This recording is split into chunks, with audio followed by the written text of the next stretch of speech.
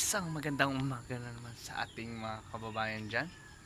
In today's video, mag-unbox tayo ng ating nabiling welding machine at grinder. Huwag na natin patagalin pa. Tara! Mga kaibigan, mga kababayan, sa mga gusto bumili ng welding machine dyan. Ito na. Dumating na yung in-order natin mula sa Shopee. Titingnan natin kung worth it nga ba ito. Mag-unbox tayo mga kababayan.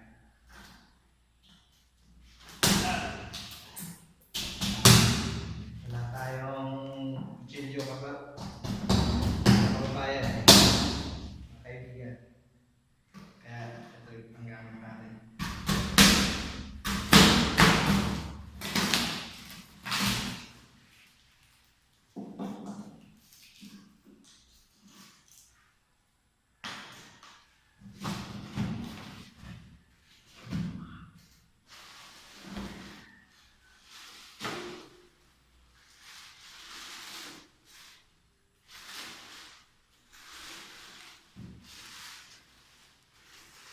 Inverter na siya kaibigan, 300 amperes.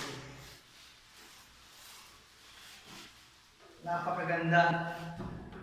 Hindi mo akalain class A o mumurahin. Sa tingin pa lang, worth it. Sa design, mukha siyang original. Sana tumagal. Ganda.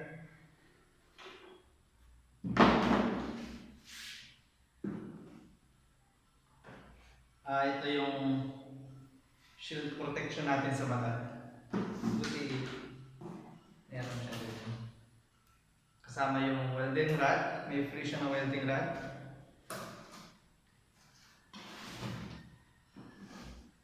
Gloves.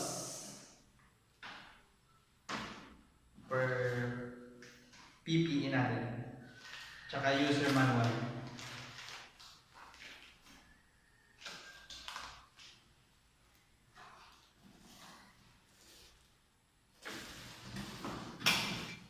Yung connection,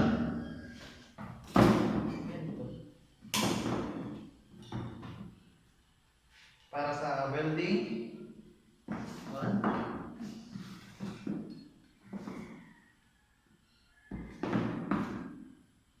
2, para sa ground.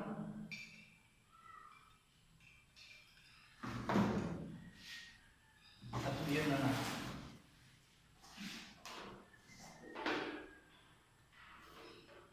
Maganda siya kaibigan.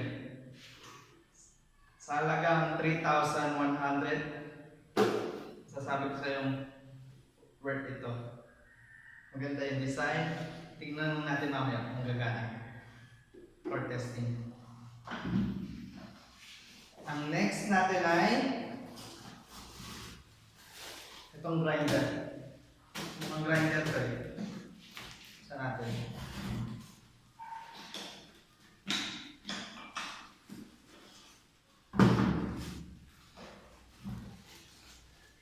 Packaging, okay na rin siya.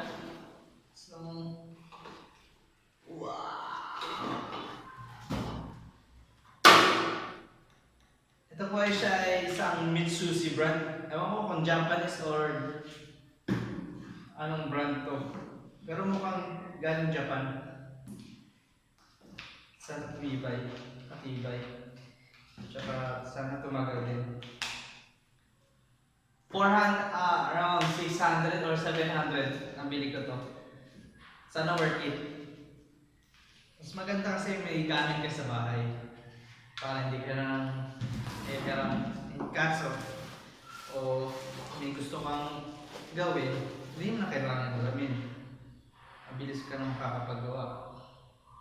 Accessories niya, kasama include, tsaka yung handle para sa grinder. Uy, may kasama pala siyang disc. Cutting disc. Include sa kanya yung cutting disc. Around 7 pieces. Ewan ko kung magkano rin ito. Kaya try natin mamaya ito for testing. At yun na nga, mga kababayan, Ito yung dumating sa atin. Sponsored by Shopee.